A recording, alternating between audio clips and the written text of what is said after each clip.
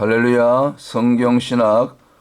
오늘은 사사기를 전체 통으로 한번 정리해 보겠습니다.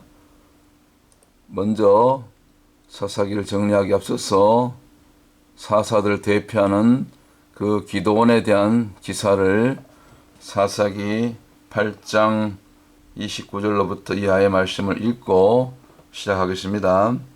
요아스의 아들 여룻바알이 돌아가서 자기 집에 거주하였는데 기드온이 아내가 많으므로 그의 몸에서 난 아들이 70명이었고 사사가 아내를 많이 두었다고 합니다. 세겜에 있는 그의 첩도 아들 낳았으므로 첩까지 있었네요. 그 이름을 아비멜렉이라 하였더라. 요아스의 아들 기드온이 나이가 많아 죽음에 아비에셀 사람의 오브라에 있는 그의 아버지 요아스의 묘실에 장사되었더라. 기드온이 이미 죽음에 이스라엘 자손이 돌아서서 바알들을 따라가 음행하였으며, 사사가 죽자마자 바로 이스라엘 백성들이 또 다시 타락하는 것입니다. 바로 우상을 따라가서 또 음행하고 또 바알 브릿을 자기들이 신으로 삼고 즉시 또 우상을 자신들의 신으로 삼았다는 얘기죠. 34절에 이스라엘 자손이 주위의 모든 원수들의 손에서 자기들을 건져내신 여호와 자기들의 하나님을 기억하지 아니하며, 이 망각의 은사가 있어요. 금방 잊어버려요. 사사가 다스리는 동안은 그래도 평화가 있었지요. 그리고 35절에 또 여룻바알이라 하는 기드온의 또 다른 이름이 여룻바알이거든요. 이스라엘에 베푼 모든 은혜를 따라 그의 집을 후대하지도 아니하였더라. 그래도 기드온이 또 사사들이 이렇게 수고했잖아요. 있는 동안 사사로 살동하는 기간 동안은 그 백성들 편에서 또 그 미디안의 대적을 물리치고 앞장서서 또 그런 수고한 것도 잘한 것도 많이 있는데, 물론 끝에 가서 이렇게 또 변질되고, 삼손도 마찬가지. 그래도 죽은 다음에 그 사사를 좀 후대하고 그 후손들 그 가정을 후대해야 되는데 그렇지도 아니했다는 것입니다. 이것이 물론 다른 사사들이 많이 있는데 대표적으로 우리 기드온을 통해서 본 이 사사 시대의 그 어두운 모습들, 심지어 사사조차도 끝에 가서는 처음엔 잘 나갔죠. 여기 앞에 있는 이 그림처럼 여호와의 사자로부터 부름받고 너는 처음부터 이스라엘의 용사다. 처음에는 겁이 많았어요. 기드온이 소심하고 양털 시험 나오고 그랬잖아요. 그래서 그 여호와의 명에 따라서 바알의 제단을 헐고 아세르상을 찍고 그렇게 잘했죠. 처음에는 잘 나가다가 끝에 가서 이렇게 무너지고 아내를 많이 두고 그런 모습을 보게 되죠. 심지어 첩까지 두고. 그래서 우리가 이 기드온 한 사람을 보더라도 끝까지 우리의 믿음을 지켜내야 되는 것이죠.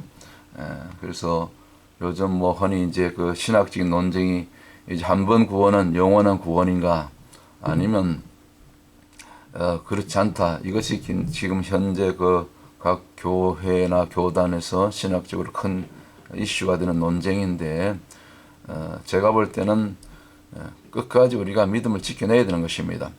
그런 신학적인 논쟁을 잠재우기 위해서 이미 구약 에스겔 선지서에 보면 3장이라든가 18장 그 이후에 또 33장으로 기억하는데, 곳곳에 한번 믿었어도 다시 타락할 수 있기 때문에 가서 너희 선지자들이 그 죄를 지적하고 회개를 반드시 선포하라는 것입니다. 아니면 믿었다가도 다시 범죄하고 믿음에서 떠나면은 지옥 갈 수 있기 때문에, 버림받을 수 있기 때문에 그 피값을 전하지 않으면 선지자들에게, 전도자들에게 찾겠다는 그런 말씀이 곳곳에 있는데, 무슨 한 번 구원은 영원한 구원, 그런 그 잘못된 교리에 우리가 넘어가면 위험합니다. 우리는 교리가 아니라 예수 그리스도, 성경 66권의 그 본문으로 우리가 돌아가야 되는 것이죠. 이 사사 시대도 한번 보십시다. 그래서 다시 본론으로 와가지고 먼저는 사사 시대의 시대 구분은 어떻게 되는가? BC 1390에서 BC 1050년까지 약 350년 정도 요 시기를 갖다가 사사시기라고 그렇게 얘기합니다. 그 인물로 얘기하면 그 여호수아가 죽은 다음부터 이제 사울 왕 초대 왕이었던 사울 왕이 이제 세워지기 직전까지 요 기간 대략 350년 이 기간을 갖다가 영적인 암흑기라고 하고 또 후대에 또 역사가 반복되기 때문에 이제 말라기 이후 또 예수 그리스도가 오시기까지도 대략 한 400년 정도 되죠. 이때도 그 하나님의 말씀이 단절되고 지도자가 없고 세워지지 않고 그런 영적인 그 암흑기라 그러죠. 신구약 중간 시기. 이게 어떻게 보면 비슷하죠. 그렇게 시대 구분은 이렇게 할 수 있고요. 참고로 그 다음에 이제 그러면 사사 시대에는 한마디로 왜 영적인 암흑기라 이렇게 우리가 불리는가? 한마디로 얘기하면 영적 리더십의 부재. 이 선지자가 없었던 거예요. 선지자의 활동이 물론 사사들은 세워졌지만 사사들도 백성들이 마지못해서 또 살려달라고 죄에 넘어지고 또 이방 그 가나안 족속 블레셋 포함해서 미디안 족속들에 의해서 고통을 받으니까 그래서 그때 또 그들이 또 울며 불며 뭐 회개했다고 보는 거죠. 그렇게 부르짖으니까 또 하나님이 또 그때마다 이제 사사들을 세워서 임시방편이죠. 말하자면 뭐 하나님 이렇게 그 임시방편이라고 말은 좀 죄송한 얘기지만 어쨌거나 이 사사들은 이게 약했어요. 모세와 같은 한 시대를 이끌었던 여호수아와 같은 강력한 지도자라든가 아니면 구약의 대표적인 그 선지자들 엘리야라든가 엘리사 이런 사무엘 같은 그런 선지자가 이게 없었던 거죠. 한마디로 영적 리더십이 부재했던 거예요. 이 일로 인해서 이 사사시대 이스라엘 백성들이 말하자면 영적으로 무너진 것이죠. 그래서 백성들이 그때 왕이 없으므로 각각 자기 소견대로 행하였더라. 그런 말씀이 곳곳에 있죠. 몇 번 반복해서 나옵니다. 보면은. 그래서 그러니까 당연히 자기 소견대로 하니까 율법은 하나님의 말씀은 무시가 될 수밖에 없는 거죠. 계명은 이제 희미해지고 사라지고 그들의 마음속에서 잊혀지게 된 거죠. 그런 말씀들이 곳곳에 나옵니다. 하나님의 말씀은 잊혀졌더라. 그들 심령 속에서 그들의 마음에서. 그래서 구체적으로 이제 5가지로 제가 이렇게 쭉 사사기를 전체를 정리해 보니까 그 원인이 다 있었던 것입니다. 우리 영적으로 이렇게 전체를 한번 낱낱 뭡니까 각 장별로 뭐 사사들이 많기 때문에 그걸 다 다룰 수는 없고 그건 그때 우리가 필요하면 또 뭐 설교할 수 있고 여러분이 직접 읽으시면 되는 것이고 성경을 이렇게 전체를 한번 볼 때 그 시대를 구분할 수 있고 그 시대의 어떤 영적인 어떤 상황을 그런 그 시대 상황을 영적으로 볼 수 있는 그런 눈이 열리게 되는 거죠. 자, 그럼 5가지로 제가 한번 정리해 보겠습니다. 첫 번째는 아까 이제 지도자가 없었다 했는데 뭐 대표적인 선지자. 가장 중요한 것은 하나님 나라의 통치는 이 선지자 역할이 가장 크죠. 그리고 제사장. 왕은 원래는 하나님께서 의도하지 않은 제도죠. 왕이 필요 없죠. 진정한 왕은 우리 예수 그리스도 한 분밖에 없지 않습니까? 이 백성들이 요구한 것이지 하나님이 먼저 왕정제도를 허락하신 거 아니에요. 백성들의 요구를 들어주신 거죠. 훗날. 자, 그러면은 첫 번째 왜 사사시대가 영적 암흑기였는가? 첫 번째는 구체적으로 후계자를 세우지 못했습니다. 여호수아가 다 잘했는데 하나 부족한 것, 하나 잘못한 것은 뭐 전쟁을 하느라고 뭐 경황이 없었을 수 있겠죠. 근데 그러나 이제 어쨌거나 그럼에도 불구하고 강력한 자기 대를 이을 마치 모세가 죽기 전에 여호사에게 안수하고 그렇게 후계자를 세웠던 것처럼 후계자를 세웠어야 되는 것입니다. 그런데 이 지파별 흩어지다 보니까 뭐 전쟁 와중에 그래서 뭐 이게 후계자를 어쨌거나 결과적으로 세우지 못했던 것 같아요. 그러니까 이제 후계자도 세우지 못했죠. 각 지파별로 이제 땅이 분배되고 나서 정복 전쟁이 거의 끝난 다음에 그리고 나서 이게 지파별로 이게 흩어지게 되면서 그때부터 이게 뭡니까 백성들이 자기 소견대로 그때 왕이 없으므로 여기 사사기 이 사가 이게 잘못 사시죠. 사사기 사는 이사야를 뜻하는데 여기 사시 되겠죠. 사사기 21장 25절 그 앞에도 뭐 여러 번 이 말이 나와요. 동일하게 그때 왕이 없으므로 사사기 17장에도 그런 말씀이 나오고요. 백성들이 자기 소견대로 행하였더라. 곧 후계자를 강력한 지도자를 세우지 못했던 거죠. 이것이 여호수아의 어떤 뭡니까 실수라면 실수라고 볼 수 있죠. 그러나 이미 여호수아는 떠나고 없어요. 어쩔 수 없는 거죠. 두 번째 요인은 뭡니까? 이와 같이 이제 각 지파별로 이게 땅이 배분되면서 이게 말하자면 그 지방 분권제로 이렇게 분산된 거죠. 그래서 이 하나님 나라의 통치 그 질서는 강력한 하나님 중심 그리고 이게 중앙 집권 체제예요. 세상 말로 하면 영적인 독재. 사실 우리가 뭐 이 지구상의 나라들은 독재가 나쁜 것인데 그 주권이 백성들에게 있는 것이 맞는데 뭡니까 통치 질서. 그러나 하나님 나라의 통치 질서는 이 땅의 기준하고 다릅니다. 하나님 나라는 하나님 한 분만이 그 다스리시는 왕이 되시고 그래서 주님께서 앞으로 오실 때 만왕의 왕 만주의 주로 오시게 되는 거죠. 그분만이 진정 우리의 통치자가 되시고 왕이 됐을 때 이게 안전한 거죠. 그것이 하나님 나라의 기준이죠. 근데 이 12지파별로 뭐 요단강 동편 서편 쭉 나눠져 가지고 보시다시피 이 말하자면 지방 분권제가 되다 보니까 강력한 중앙 집권 체제가 무너지게 된 거예요. 하나님 나라는 100% 이건 신권 통제예요. 구약에 보면 다른 말은 중앙 집권인데 가장 이렇게 중앙 집권 신권 통제가 잘 이루어졌을 때가 제가 개인적으로 볼 때는 사무엘 시대. 사무엘은 정치적인 지도자면서 선지자면서 때로는 또 제사를 드리고 이 모든 것이 사무엘 선자 한 사람 중심으로 이루어졌을 때 그때 그 사무엘이 통치하는 기간 동안 얼마나 평화스럽습니까? 대적이 다시는 넘보지 못하고 그 미스바 성의 이후로 사무엘상 그 7장에 나오죠. 그리고 그 이후에 사무엘이 사는 동안에 다시는 대적들이 그 땅을 넘보지 못하고 평화가 임했더라. 그것이 신권 통치죠. 사무엘 시대가 참 저는 이 사무엘 같은 그런 신권 통제가 이 땅에서도 회복되면 얼마나 좋을까 그런 생각을 하게 되는데 뭐 세상은 그렇지 못하죠. 어쨌거나 두 번째 이 지파별로 흩어지기 때문에 강력한 신권 통치 곧 하나님 나라의 중앙 집권 이 신권 통치 체제가 무너졌다.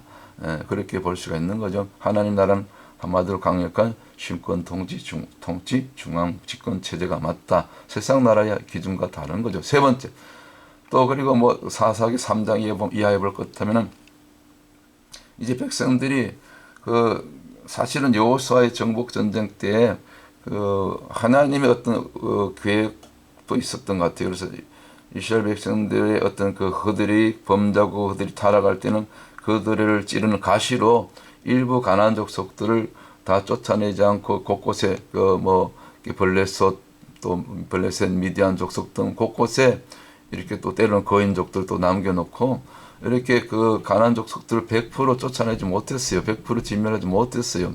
사실은 제가 지난번에 말씀드렸지만 하나님은 가나안 족속들 진멸하라는 것이 사실은 하나님의 본심이 아니고 그 가나안 족속이라도 이방 민족이라도 회개하면은 마치 뭡니까 그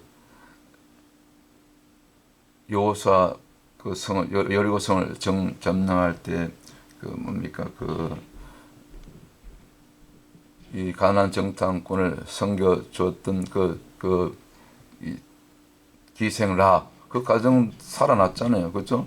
그런 것처럼 일부 또 그 기도원 족속이라든가 일부 족속들 이렇게 이스라엘과 하친했던 백성들은 하나님께서 다 살려주셨죠. 그랬던 것처럼 이 다 쫓아내지 못한 또 일부 남은 그런 가나안 족속들이 결국은 그들이 문제를 일으켜서 그냥 같이 지역별로 지파별로 이렇게 땅을 배분받고 살다 보니까 곳곳에 그 남은 다 쫓아내지 못한 가나안 족속들과 결국은 시간이 흐르면서 서로가 말은 이스라엘 백성들이 이들에게 동화가 된 거예요. 그래서 자신들의 아들을 가나안 족속들의 딸에게 주고 또 가나안 족속들의 아들에게 자신들의 딸을 주고 이와 같이 이렇게 이 피가 섞이게 된 거죠. 마치 사마리아 사람들이 뭐 강제적으로 아수르인들과의 통혼에 의해서 이렇게 피가 섞였던 것처럼 이미 그 아수르 이전에 사마리아 이전에 이미 이때 가나안 시대도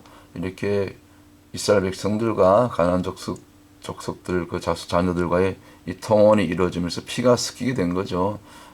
그래서 당연히 그 가나안 족속들이 그때까지 붙들고 있던 섬기던 우상들이 흡수가 되는 거죠. 그래서 그때부터 급격하게 이스라엘 백성들이 또 2세 자녀들이 그 젊은 세대들이 자녀 세대들이 하나님의 말씀에서 율법에서 멀어지고 예배에서 멀어지고 이렇게 우상 숭배로 또 음행으로 그렇게 타락하게 된 거죠. 그래서 세 번째 요인 가나안 족속과의 통혼에서 동화된 것, 이것이 큰 실책이라고 볼 수 있는 거죠. 잘못이라고 볼 수 있는 거죠. 그다음 네 번째는 이제 이것도 참 중요한 요인인데 율법 전수의 단절이 일어났다. 왠지 모르게 사사 시대 들어서면서부터 이 중앙 집권 신권 통치가 무너지면서 지방 분권 지파별로 지방 분권 제가 되면서 뭐 뚜렷하게 활동한 참 선지자도 없고 뭐 사사들만 있었죠. 뭐 잘한 사사도 있었어요. 뭐 더보라 같은 사사도 있고 뭐 여러 가지 사사들이 많았는데 기도원도 뭐 처음엔 잘했지만 나중에 끝에 가서 조금 뭐 타락한 거죠. 그 첩을 거느리고 뭐 아내도 많고 심지어 아들이 70이고 또 그 첩에게서도 아들이 낳고 하여튼 뭐 끝에 가서는 뭐 이렇게 안 좋은 모습이 있죠. 사사들은 본이 돼야 되죠. 뭐 어떻게 이렇게 그 아내를 많이 거느리고 첩을 거느립니까? 이게 무너지게 되는 거죠. 그래서 이 결정적으로 참 선지자도 없었고 제사장의 역할도 어딘가 모르게 사라졌고, 그러니까 체계적으로 어릴 때부터 이 자녀들에게 어릴 때부터 말씀을 가르치고 율법을 가르치고 십계명을 가르치고 말씀을 암송하게 하고 이렇게 양육이 돼야 되는데 체계적으로 이스라엘 전체 이 영적인 이 말씀을 가르치고 제사를 이렇게 늘 드리고 이러한 어떤 영적 양육 시스템이 붕괴됐다는 것, 이것이 가장 큰 위기죠. 그러면 이 율법 전수의 단절 그리고 이 영적인 이 이스라엘 백성들과 또 남은 자녀들 어린 자녀들 어릴 때부터 이렇게 체계적으로 이렇게 가르치고 양육하는 이 시스템이 왜 붕괴될 수밖에 없었는가? 그 결정적인 요인이 사실은 사사기 본문에서는 절대로 얘기하지 않죠. 그런데 우리가 전체를 봤을 때 사사기가 전체가 21장까지 해서 끝나지 않습니까? 결정적인 원인은 제가 보기는 그 레위인들의 역할이 사라졌다. 한마디로 이 레위인들이 어디 있는고, 이런 퀘스천을 우리가 이렇게 던질 수 있는 거죠. 그래서 분명히 여호사 그 가나안 정복 전쟁 때 보면은, 그리고 정복 전쟁이 끝난 다음에 그 이스라엘 12지파별로 땅을 배분할 때 12지파에서 한 지파별로 이제 네 성읍이 들어가는데, 그때 보면 토탈 이제 네 성읍이 아니라 이건 레위인들에 대한 얘기죠. 각 12지파 가운데 이제 그 레위인들은 따로 이제 그 제사장 지파이기 때문에 따로 땅을 분배하지 않고 각 지파들 속에 네 성읍 그리고 그 도피성 요단강 동편 서편 세 개씩 해서 도피성 6개 포함해 가지고 제가 지난번에 여호사 때 말씀드렸죠. 48성읍에 그 레위 제사장 지파가 들어갔어요. 왜 그렇게 지파별 정확하게 네 지파씩 네 성읍 그 배분해서 들어가겠냐면은 각 지파별로 들어가서 비록 지방 분권 시대지만 그 레위인들의 역할, 제사장 역할, 그리고 율법을 가르치고 예배를 가르치고 어릴 때부터 양육하는 이거 영적인 양육하라고 제사를 계속 잘 드리고 거룩을 유지하고 율법을 가르치고 이 일을 목적으로 레위인 지파를 각 성읍별로 이게 48성읍에 들여보냈는데 각 지파별로. 근데 사사기에 들어오면서부터 뭐 그 정복 전쟁이 끝나고 와중에 뭐 경황이 없었든지 어떤지 모르지만 전혀 이 레위인들의 역할을 볼 수가 없는 거예요. 그래서 결국 이스라엘 백성들이 사사기 350년 동안 무너진 결정적인 요인은 왜 이 사사기 시대를 이렇게 영적인 암흑기라고 얘기하냐면 바로 레위인들의 역할이 사라졌다.